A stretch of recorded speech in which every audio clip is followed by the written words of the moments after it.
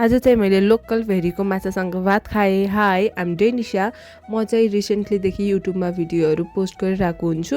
मेरो भिडियो चाहिँ mainly a day in my life, mini vlog अथवा कुकिङ रिलेटेड नै हुन्छ।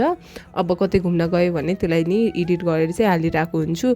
बेसिकली म चाहिँ मेरो यो कन्टेन्ट क्रिएसन जर्नी अथवा युट्युब जर्नीलाई चाहिँ सिरियसली लिने कोसिस गरिरहेको छु कि हल्का ग्रो हुने कोसिस गरिरहेको छु। तर मेरो लेजिनेसले गर्दा म चाहिँ भिडियोहरू रेकर्ड गर्ने तर अब कहिले पोस्ट नगर्ने, कहिले भोइस ओभर नगरेर यतिकै छाडिदिने गरिरहेको छु।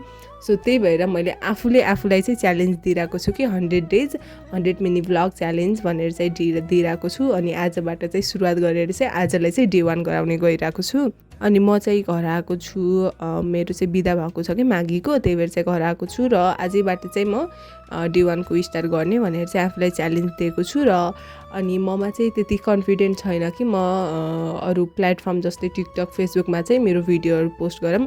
ममा त्यति मलाई सेल्फ डाउट पनि छ अनि कन्फिडेन्ट नि छैन, त्यही भएर चाहिँ म युट्युबमा मात्रै पोस्ट गरिरहेको हुन्छु।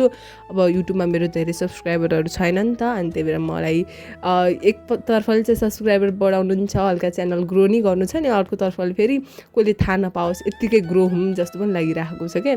अनि त्यही भएर चाहिँ आज जे पर्ला भनेर चाहिँ म फेसबुकमा भिडियो पोस्ट गर्ने सोचिरहेको छु।